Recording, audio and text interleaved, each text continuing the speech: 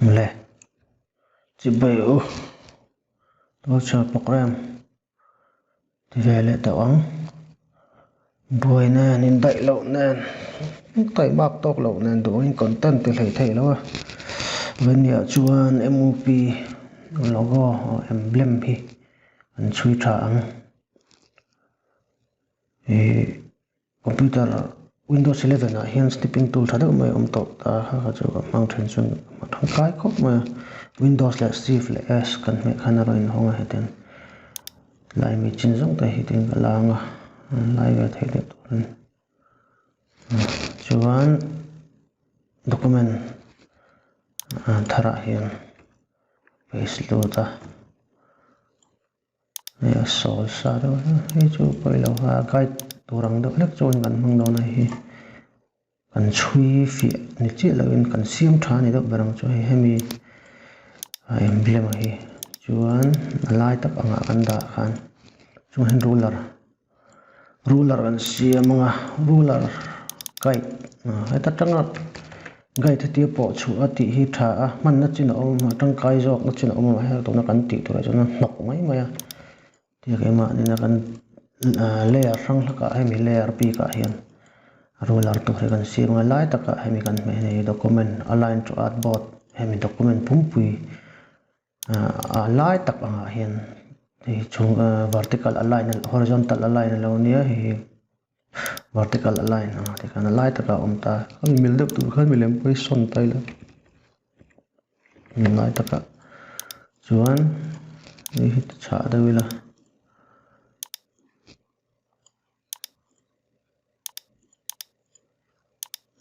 tru nó khá là thấy yếu như là like to cần bị like đi không nó chân cho mình là mà hiện đủ thu sắm lo mình toàn khóc sẵn là like gần xia má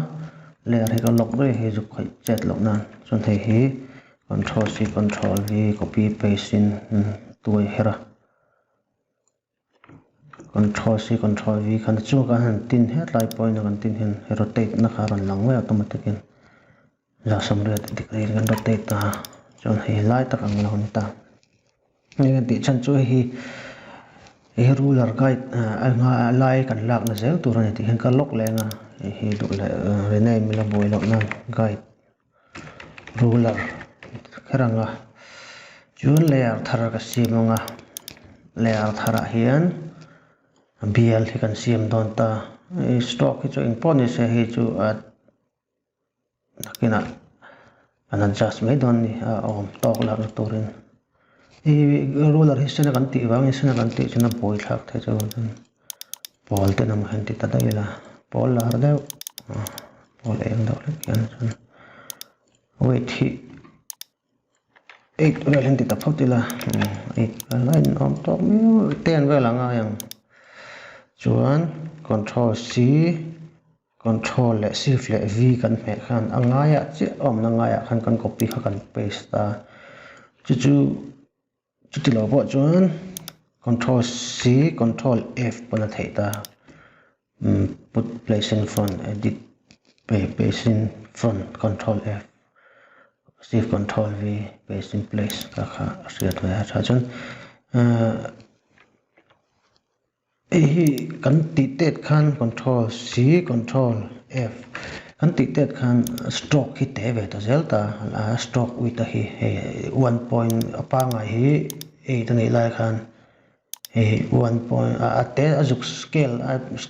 al te ve zelta ni tangkai na chen ama to na kan ti to rai jon hi tangkai lo zo ka lo te ve zel lo se kan ti ta cha jon preference a hen nge eta hian he scale preference general hian hi kan off thei ta kan off khan lo tinon le tai la control C control Shift V te hon a store kha ti te ve tel to lo ta 8 point in tareng ta pakhat nga ya chon a chung le khon ngai le ta lo ni ta chung le khon dum lang bial pakhat anga om ta chu kan thil siam hi adik thai am thala em ai hlia deuh te pawm te zo hi opacity tang hian tin dole na la ti dal thei ta hian nuam thei tok tur ang chi vel khan te khon ain om tok em ti lai vel kha en thei ta hi la lian sat te khan san chu accurate deuh designer hi na siam ni don lo ta rem vel chop nok te pawh yang thil a rei ve deuh to chuan ta hian Mizoram ti kha bom te mela hemil chung te a hian tin om ta a chu siam mas kan siam mas support anga hemi bial chu ni kan zo phot anga a horop tel lo hian phot ana chuan kan chu kan chiar ta ain kham hi engzang e om hetlai angi la tang hin chiar tel khat ni thum li nga ru sari pasari anita chuan pasari chu hi poimo ro khopa line sari oma calculator kan hongta circle chu 360 anita degree anita circle pum hi chuan 360 kha khat ni thum li nga ru sari pasari en kan sem chuan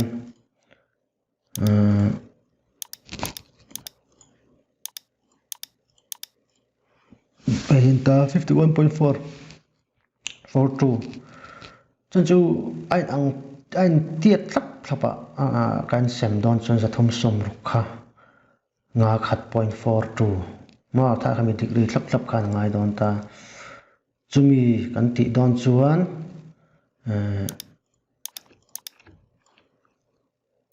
BLB chau hi layer khata mo hi BL tila chuan line shape pa ngai pon ti thema sai chu line in kan ti phot anga line hi kan lo dan ta chuan thil technique chi sang ti lan hrim ka du wang ania kan ti lo ngam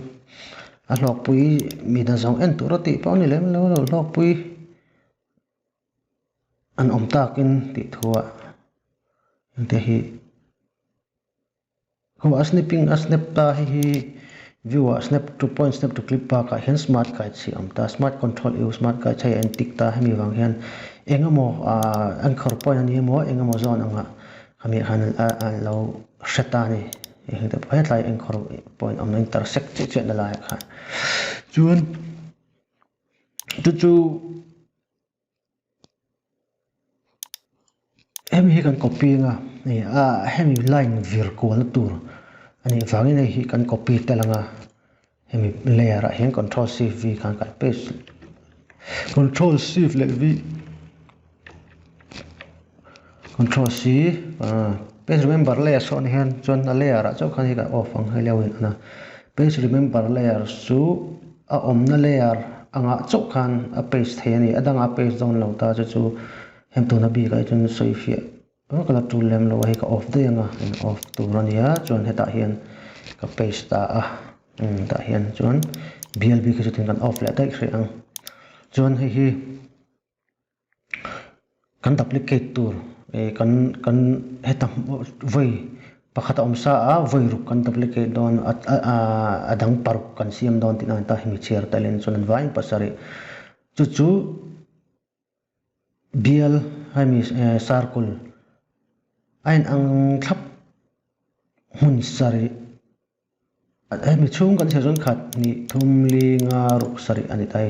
line po khat ni thum li nga ruk sari MEZORAM antita kami yelo na tur khani bangin hi kan select a selection tool V manghan mo kan select select chu heta low in highlight ta ni chun rotate tool oma hi rotate tool ania rotate tool R kan me khan center hemi kan copy paste na center hemi BL kan da center tak ang tur lai ni kan click on center ti lo lang wa ko smart guide sanita ko smart guide in miron thrila chon ALT alternate met keyboard alternate met chung hian kan left click kan rotate tur degree kha ron lang ta rotate tool pangkha na ron lang ta chu 5.42 degrees akan rotate on ta ni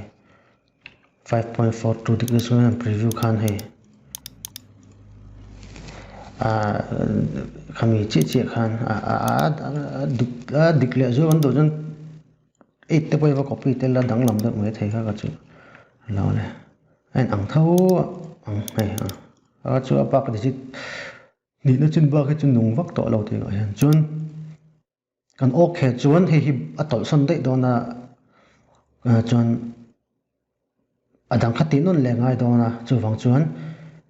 kan te adik ang vel turan ta chun kan copy thung don ta hi duplicate an copy ta chuan line dang pakhat lo siama chuan edit a hian object a hian transform again ti hin ta he heta hin object kan transform ta kan rotate kha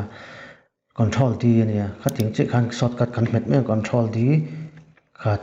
ni thung li nga ti khan kan siam dikta chuan base layer kan guide layer kan off chin chuan hei ang che khan an zat thlap khan hemi kan sem ta ni khami mang khan chuan hemi bi chu kuang tiang layer kuang kan tianga chuan duplicate layer kan siam lenga kan siam nga hei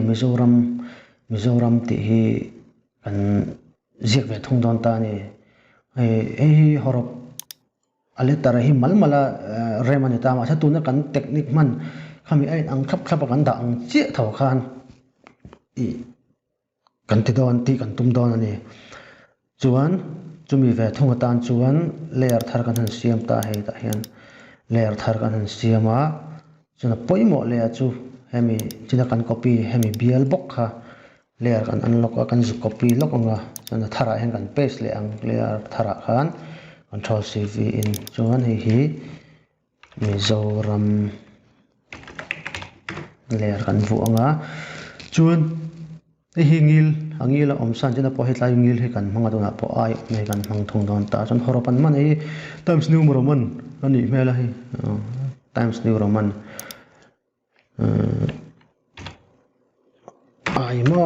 ai kan mang ta chuan hi paragraph hemi text akha he alignment tool te chu hemi khoi thin chuan kan thim vek nga alai kan da nga asir kan da chun a boi ve thei ti thu mai mai ania chun alai taka horizontal ka line a he kan da tai bala lai ta he chuan kan pot thla color hi kan thlak lo chuan atiat kan chui dik thei lo palang a hring tan te ta dei la mo chuan an tilian anga times new roman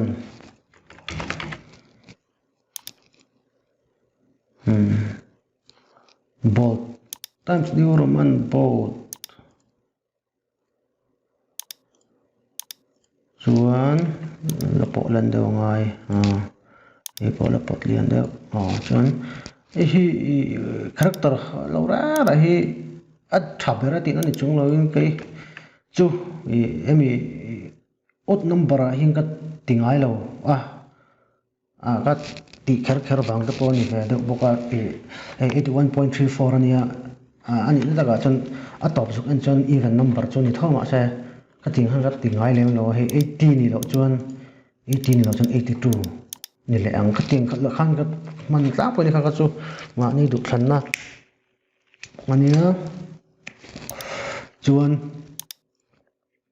character hemi kan zuk en lo to ta hi chu kan layer kan off le ang mi to pel off a hian off le ta hi pa off deng off lo hian chuan hemi kan select le ta selection tool in v in chuan r kan meta r hian lai ta kan zu click le center chuan kan duplicate tur zat kha sina kan laman sa kha chutlu chapangai to lo 51.43 degrees khana kal le ton ta mase hi boita jo hetin a head on ta ha ka chu kan siam fel thawng na kana ti hen local photo sa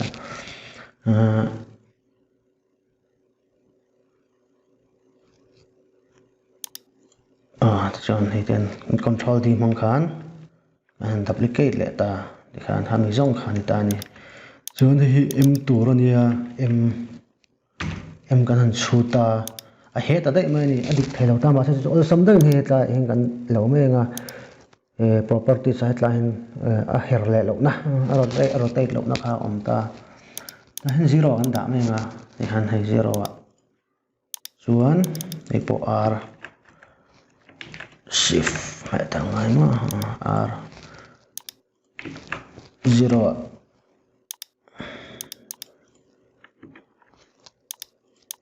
0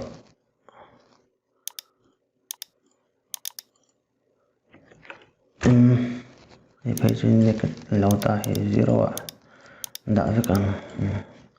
ei po o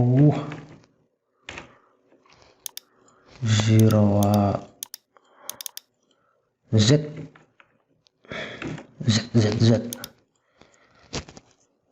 ấy on model tạo ra vấn đề gì anh tỷ ra tôi khá là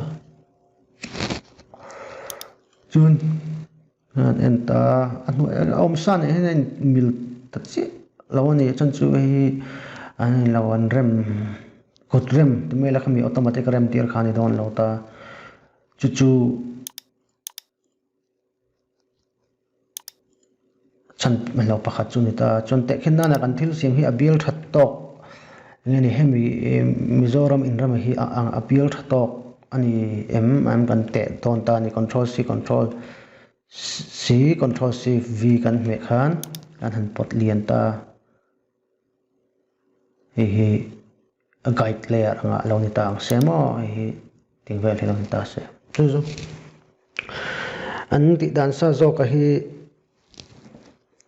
hemi technique hin kan chui le thei thau ta a te khen na na hemi amang hian heta pon ber bial pon ber le horopin lat dan azir ang tura rem ngil khan manual ponarem le thenga tingvel hin lo ni ta ang se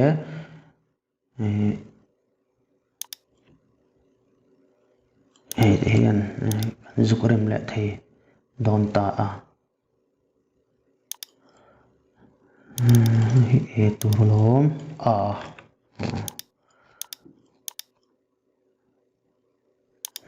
thì hiện thì dọc tay là chân chú horop răng răng này hemi horop in giúp in car hi anh ăn chia thay lâu xem bọc à thì hiện manual in rem về lại ta reng bọc là thì hiện là đi sọc ăn lâu sọc rồi mà rồi thì hiện ai hi chun chung lom kep chung lom pang hit lo le bok tai la te phong tur siam le bok tai la thong chun chung lom stop han te hi rong dang in han te chin a hrit to ni wangin ai hi poi mo khop mai chun dục chuang view ka chuam talo ai zo hi tot chho ta hret se te vel hin hi chu tok view hi empo hi tok horop alian ta r hi ava fual de ulek te vel hin m o le ni kan pomang chuan hei le view kan te na ve he te le an vir kol na hi chu delete thei ta a gai le ran out china kan Mizoram chu kal kon hota ni tuan ele em hi in zone 7 travan moi mail ve ammo kro chon andu le lokang control zetin vial hi em hi a ang vel hian ve ta se ammo in zone ta se em le a hi moi jog don ni hi tivel hian in zone ta ve se in chin le ang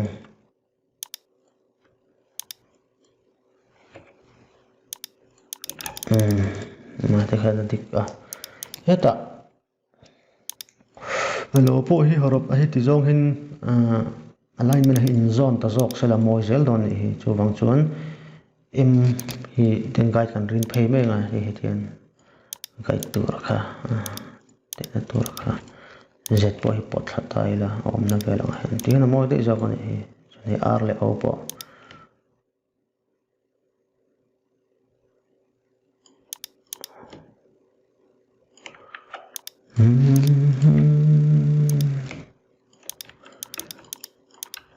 horop bil re re horop pa ngai emi letter pa ngai ho font le pa ngai chon alien zok zela pong chon chu ain asan zong ain chen chen tet in alang ta font design shrim kalmang typography kalmang ania mi zo chu kan la no pang akan la niama arts lama te kan kan lo la save le nem op emblem rework the group ang arop email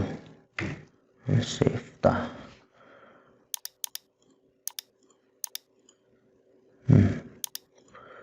chuan base layer kan tilang le ta ribbon siam ngai ta mizoram oma upapol kum vel pon ziak lang velo ni chang ribbon hi kan siam don ta ni he kan lok le ma mizoram ti am kan khoi chet lok nan ribbon chok hi kan copy don ani bl kan siam ton chi na mi kha kan control c anga layer thar kan siam kan paste ta control c vin ma chuan ribbon tiat khuan pakhat pahni pathum pali kan siam ngai ta arong te hi tidang lam veila an lok tok nan time hang chuan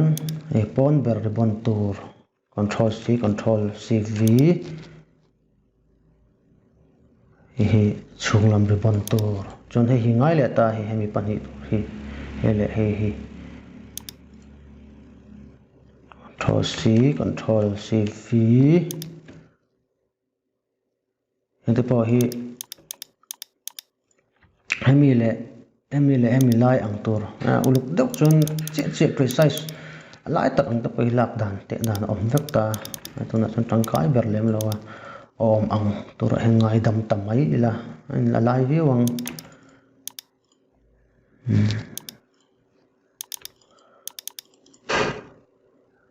chuan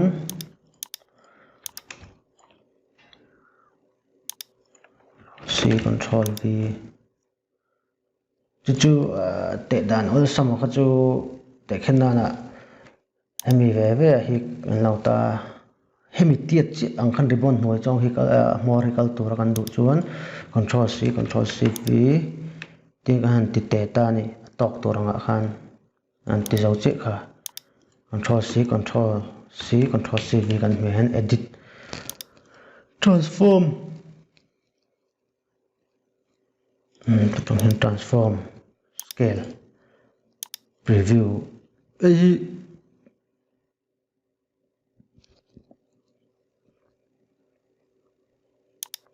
numbering kan lo ta hi 90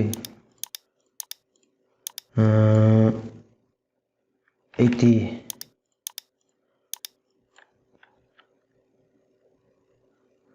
94 94 along it 94 vel 95 96 96 93 ti chinang 93 long it se okay la ebe po transform scale ma 93 he da azuk te tu hi kha aman thela chen man thela chen long lo ta ka chu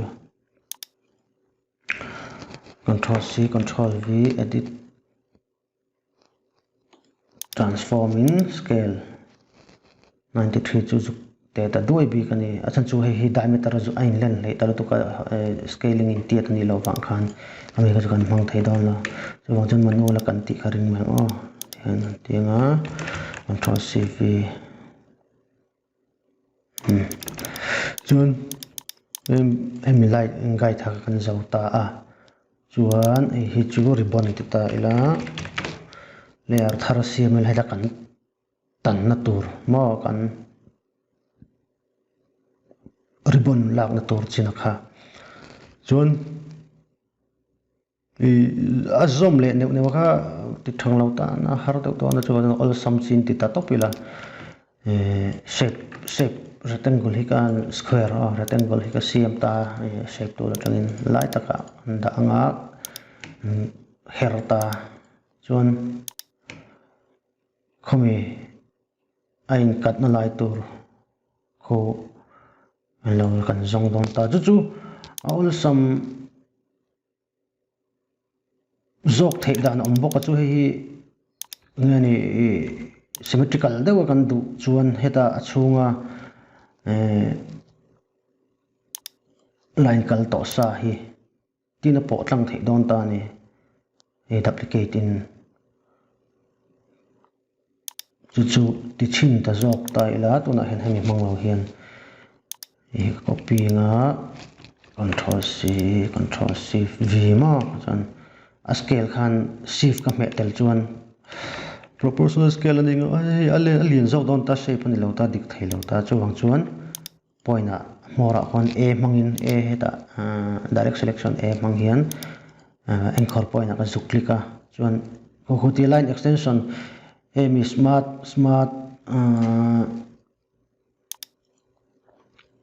guides mang hian ko tia sendanga line extension tin ji en ringa wa ang lai kon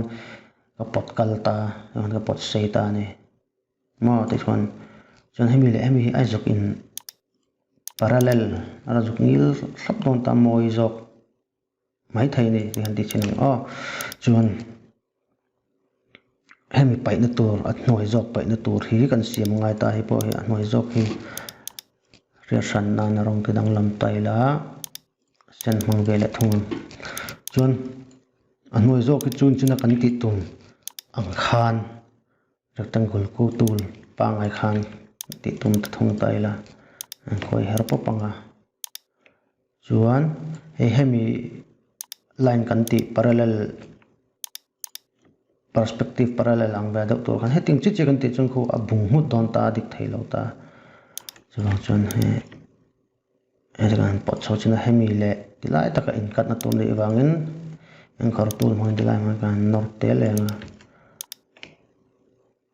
ala tiktok lawa koi khat le tele ang la te te le la te chuk le dong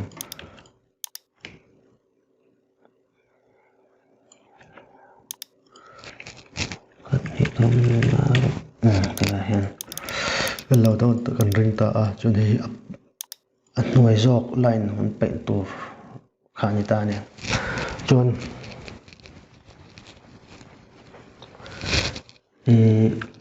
poi mo chu a zoom ma he ti re ko ribbon mor ang re ko ngai don wangin hi zong hi layer thara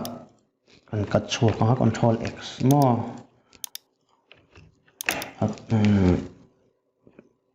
ribbon zoom chân boy lo nan h off tai la hi po off le tai la kong hai po kan off data ine chân boy lo nan chân hi kan duplicate le control hi console cv in chân alai tak om tu ra khan nai tak om tu ra khan hi kan da lo ngai ta ven kana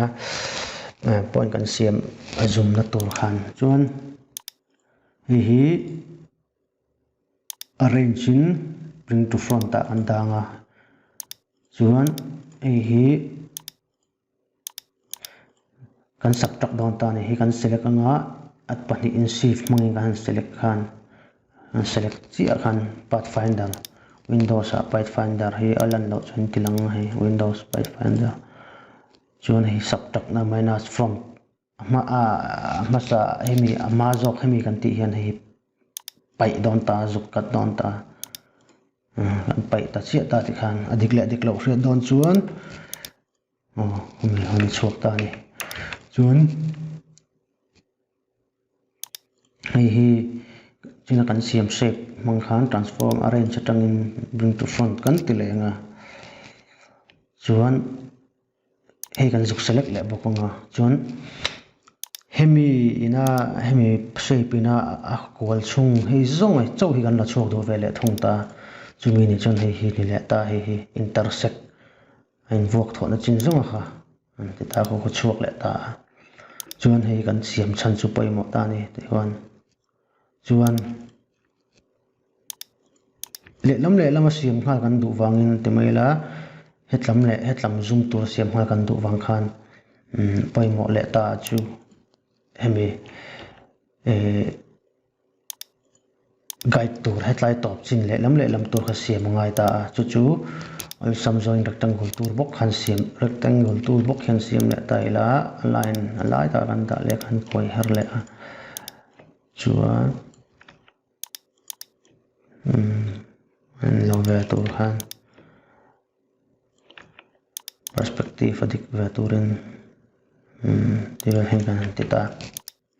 chun he kan guide layer kan guide shape turang khan ta ni transform reset hunting box kon kan ti chan khu tuna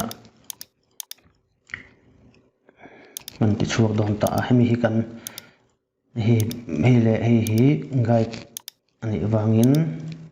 ai anga tu velek te hen anda ta te kon hi kan subtract don ta ni chuan pen tool mang hian hemi hi pen tool pi kan metanga ti kan zuktin anchor te inject chia kon anti nga hota po intersect a che ti che kon hota po anchor te lo det le kho mi ya che kon anti nga le lam po tiang che khan anchor te lo lana che intersect a che anchor a che le pon chu ve in chuan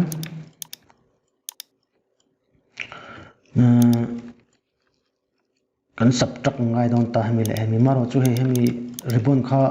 angil ut thei bik lo ta akwal don ta chumi ni wang chon le lam hi duplicate thei turin ti ta ila ti hian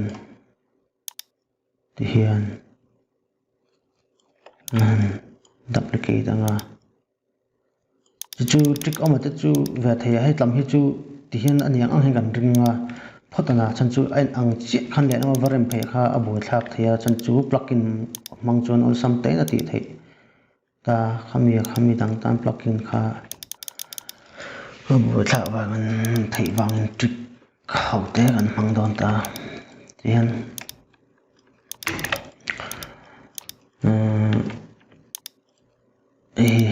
hi chung bera ti create nan arrange bring to front control shift control le bracket lo khan ta chuan hele hi kan hai tlam pot ve thawang hele hi hian shape hi kan pai le ta hemi hi hetlai subtract tool minus front khan lo zoom ta ve an mai ni chuan tuna omsa ai khan tuna khami akon hetin han chuang ta duai maya khami lai tak khan ya aboi ve thei sim rem lo thei kha chu sim rem kan duk don wangin a on lo dewa mo khan ngai don ta ni he ta han zoom tuk ta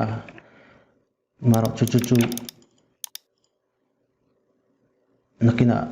kan siam atopa shape line hi shape kan convert hona kan siam mai anga hetlam hi chumi ang he kan da photang chuna chung zo hi kan siam vele photanga chung zo hi ribbon hi chun ribbon kha chu hi kan ni sa ta hele hi kan ni sa ta subtract all nan zoom vel kha boi thak ri in thren khatan bo de tan la om ta kan thian all sang hi ka siam pum pen tihan om ta pen tool hi ka wa select a hetlai more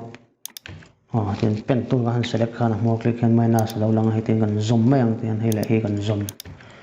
chuan hi po hele tian click ta pon hemi chung zong hemi na chukul khung chung zong om tur khan kan tile ta chuan bring to front ma chuan kan ata hi kan la subtract ve lo mo hemi hi arrange cha bring to front up ta nga hi kan select anga kan minus a chuan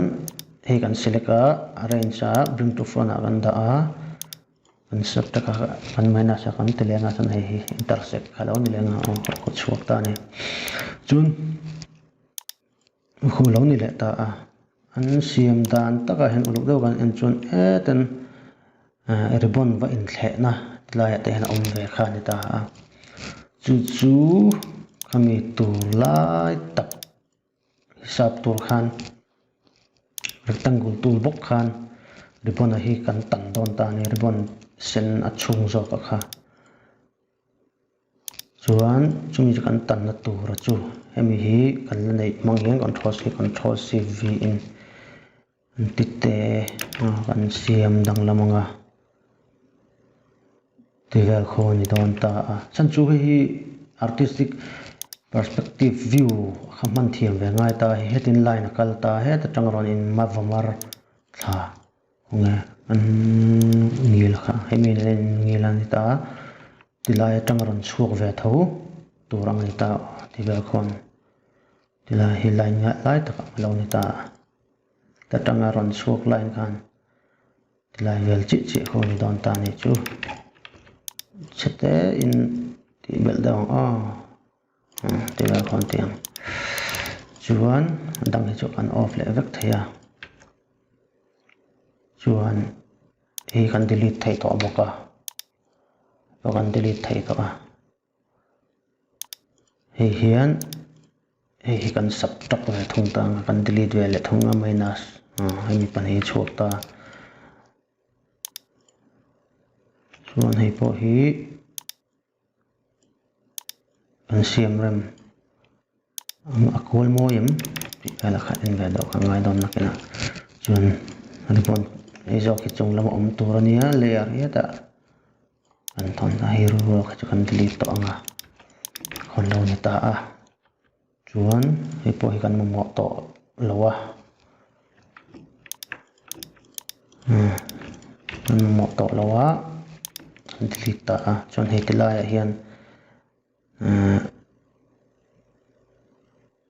in then ve na lai kham ta resolution hi chelo tu ka lang chiang lo ni chuan nu ko chu siam chop pen tooling kan siam chop le lok nga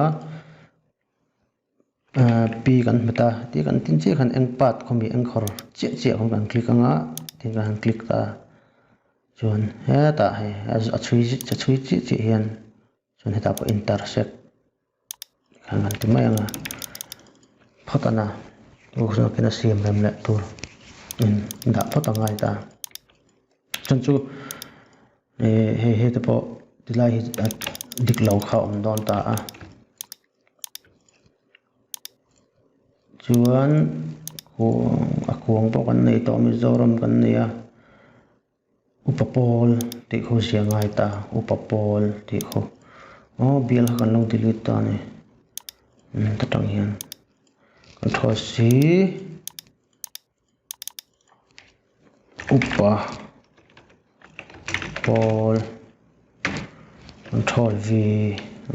chuan kan scale anga control shift metal kha chuna dik alt le shift khan alai ta kan tangaron lian chuakin kan siam ta chuan sarong kan tidang lam manga hi kan ovek riang upapol kuda hun upapol ti kha kan ziak don ta ni chun type tool a hian type on a path tool kha kan thlang ta kan click kan ko path ti lana kan click ta lo am ta lo rem ipsam chun ta kon upa pol ti an type pa nge chung lama om hu mai ti om lai hian a chhunga hi nom jok turin kan du wangin tilai a hnu son theina lai hi kan click hu tia thalki bar lemalo lan lai tak ang khwan an click beta left click beta nin kan pot luta hon lo lang ta chan hei alai taka ain rin so sendang lo han alai taka ni ti riat na lo ni le ta chu ti kan ti khon ai lo khu bo ta ni akim thei ta lo ta ni heta hian horop kim lawe ti nang khani ta ma se ko kan siam rem thei le ani ta mi kan siam rem don chuan tikhuan an pota hi po tlai china chi chi tikhuan hemi le hemi noi zonga hen horop kha kal thei ti na mani ta chuan font khu aha lai chian mang ani ta he ta horop lai sei with font white fonts ani ta chuan horop zong rong kan thla ka khotiang deuh tur khu kan zong ta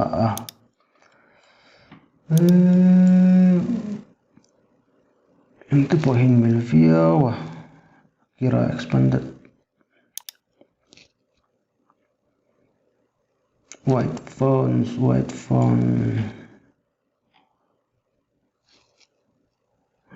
oh tactic sans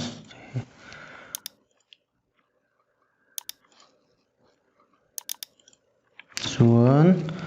anh kar hlat lang hi siam ngai ngai chen ngeng del mai don ni dik don lawa chu zan za do ra hin da taila an tilian anga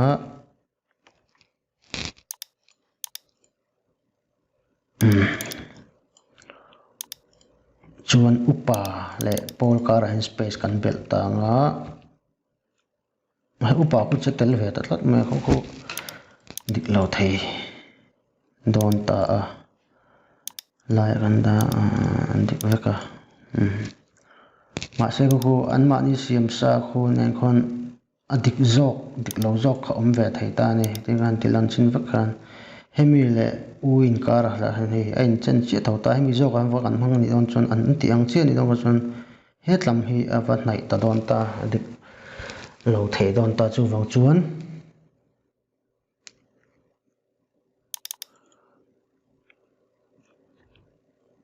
hian voi khat ti la pom zok tai la upa le pol khu in hlat hrat ta se tiga kon te zok te ang chan chu an horok manang chi kan mang lo boka hi horok hi dang zang chinang akira hi jen ang khop mai ma se pi khut se putuka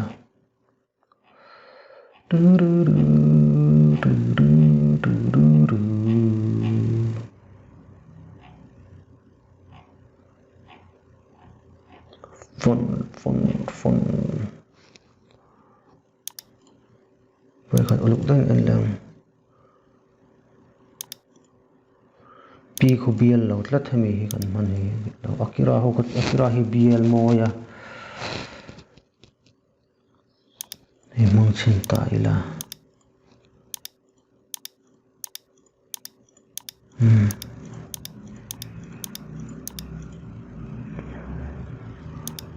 chuan hi lo hi tang en le tur omem ka kola hian matoska te hi vain azul ve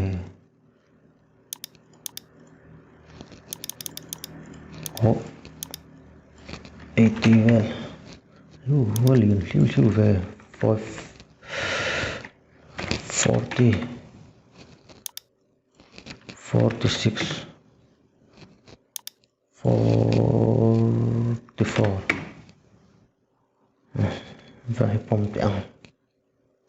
chu kan sim zok hi dik zok na tur chu hemi le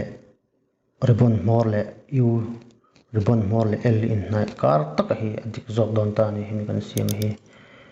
vele tlat maya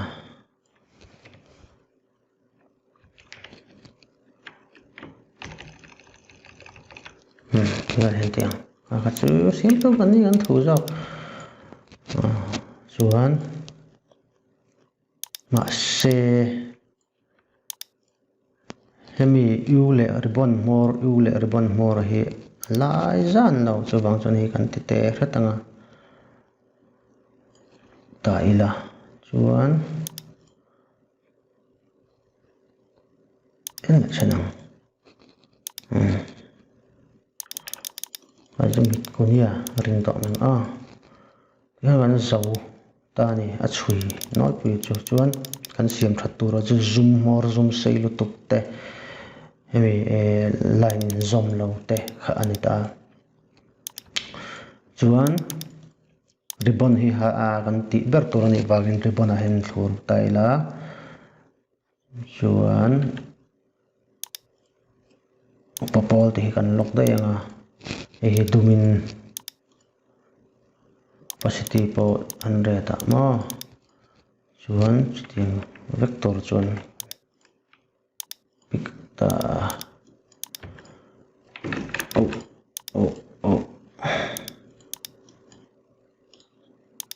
group mà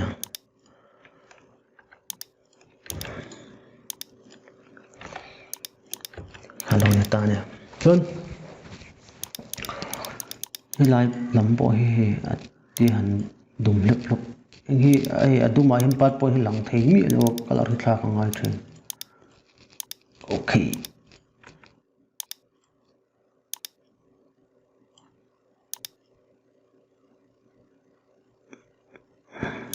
lẹ rồi hay ngay tiếng từ chuan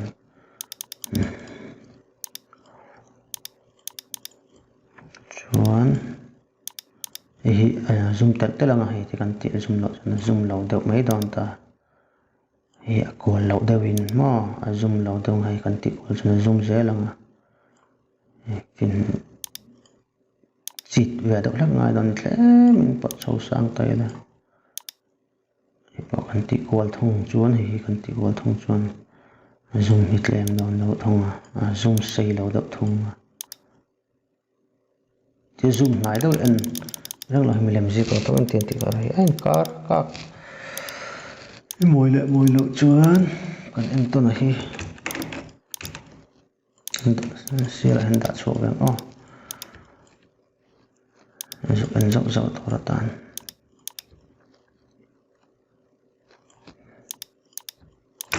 chuan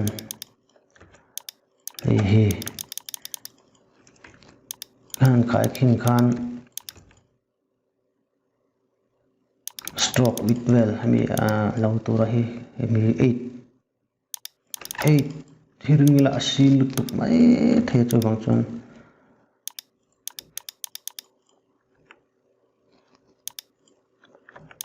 sin lutuk mai thaya pot chawanga hi po kan chun chu heti ka ti chana chu lo nakina astro hi kan ti len tu takin ti thuwa anti hian he Mizoram BL mor tak hi acha ta hi kan siam rem le anga 9 10 11 12 lai an ti taila chuti kan ti don chuan ribbon le hi ain nai tal tuk ta ni kan lo hi chu wang chuan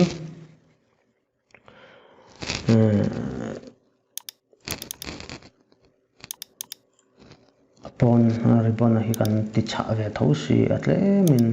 man lo ndo le kian chumi ni wang chuan ma very well out ta yêu vào lâu có đọc cái mình hiếm về rồi đó mai mà rõ sẽ cho nên hi upapol ti a hi emi ribbon chung zo ka hi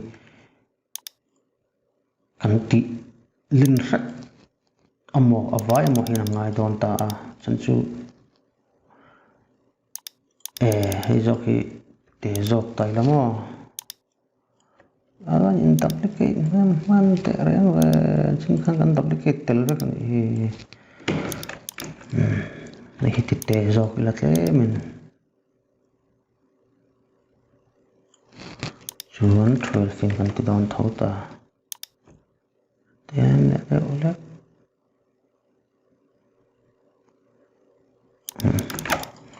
te hian da ta ila sual lawang chuan aduma an thlang hi po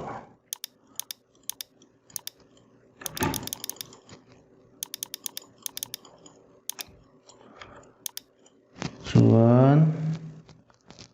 kham kuang zong po hi aduma vek đã ta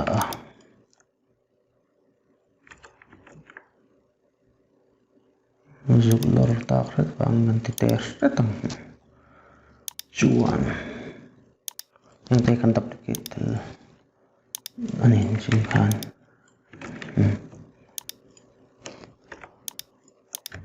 chuan hay chu dum top tur along ta dum top tur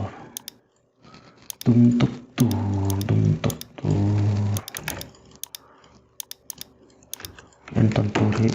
ta hen da chu hay chu ten la sa thì khan along ta ni Mizoram ti po duma an let vek anga chuan upapol po aduma an let ta ti anga chu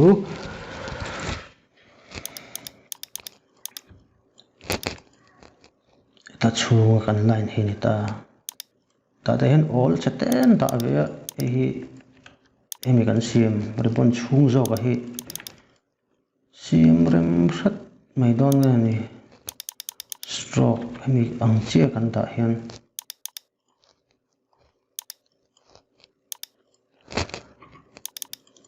six sakal tir vel chun adik don tho ta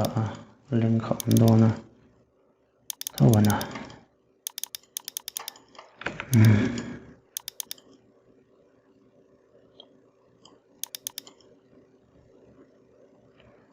and chinam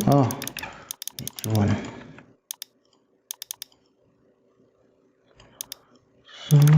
chuan hetlam hi tin la om ta se nakina varin tur avada lama vada ona varin nan chuan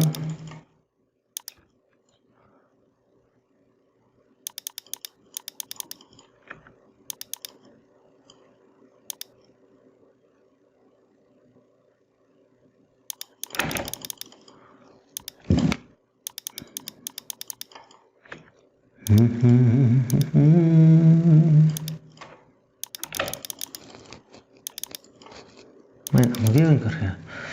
oleh chuan duna hian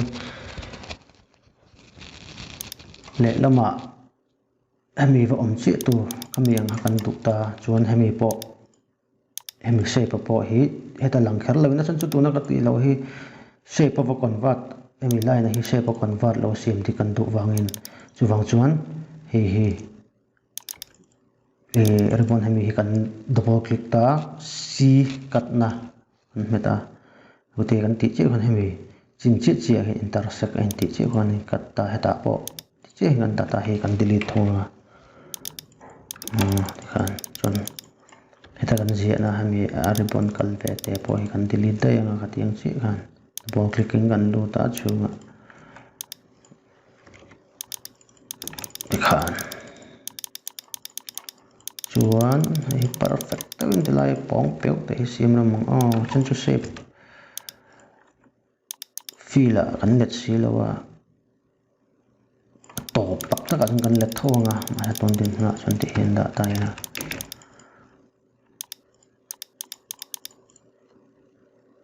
chuan hey kan control G in kan group ta ni kan group ta control C V in kan duplicate ta chun transform kan reflect kan let chi ta chun le lama om na tur tak kan ria thina nen pakati kan la delete lo chan kan ta te shift mangin kan wati kan aman chai mai nang ti han chun noi zo ka kan delete thai ta hi kan chui chu ni ta ni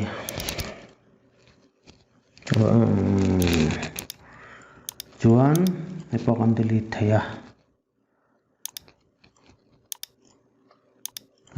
thaya ti chuan heng song hi chuak chu lo ni ta ta chon poimo deuh chu heng ho hi kan base layer te chu po kan delete thei to ta delete vek anga chuan bial le khomi zong kho layer khata kan groupa mo chuan biela hinda taila Mizoram ribbon upopol tekona umthani chuan view ah hian pixel preview kan asin hi thalak jpeg ang chia lan dan tu khan ta adikem diklowem vel en moi viewing ka ria chuan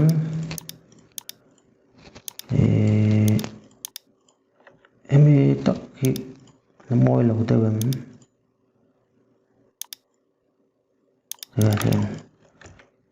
mini wang khan CV in form reflect ein sik chat hon CV ko lo ne ta ne ga chui chu chuan sefa hi line vekalani wang hon thil point thei chu kan scale khan te hinana he thil dik lo kha thei ta to na te po china khan kan tin hei type te po adik thei lo ta chu wang chuan an select vek hian expand mi mang expand hian edit object expand ta vek ta chuan in zoom tur chin ho kan ti in zoom ang hian select a ribbon zong hi kan select a pathfinder a kan zoom ta thlapa hi chu nge dona chan chu in zoom si khani lo chu wang chun hi te kan payang tilaya extra path point hi pakhat chau ti thlap ngai a tul chana chu thil re lawa hian tangkai overload tuk po ni lai om thoma se a that na chu hang video plotter kan tin te embroidery anga te path point claim piang kha calculation sama adika a buai lo khol chak lawa te po kamjal khan ya chon Mizoram pol Mizoram zong ko pila chuan ribbon zong poka va hian no thei lo hi kan lat mars velawa mars bokta awon tik dan omta chu a zoom chholu tuk lai te hi ngai om deuh an ti chuan hemi bik tak hi pani ning kan select khan chate entian a zoom hi chu po lo mai tur chu wang chuan a zoom vet lai ho bi ka hi kan select ve kan heten selected hei po siam that ngai lo om green a pop shape kan le lo wang han hian a veng ta lai ta chu poi lo ngai an chu ti build lek tu khrim dona zoom ve vut la hi bondek big tak hi corner point a kat ni to ko view ni hian ni poi ti lo long kat ni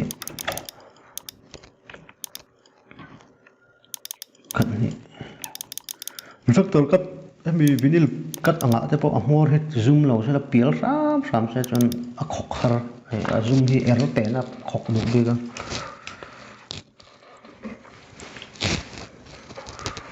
chuan an zauta a vai hian tian layer khata top shape khata top kan convert a mi kan select vek khan scale point di khap don ta ne bata em dấu ta Mizoram Upa Pol logo đúng dấu ta chuan save anga kan save export in SVG okay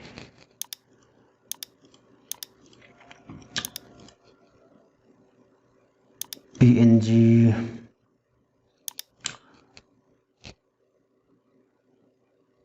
okay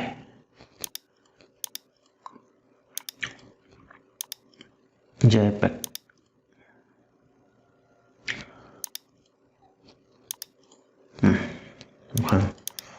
save dấu ta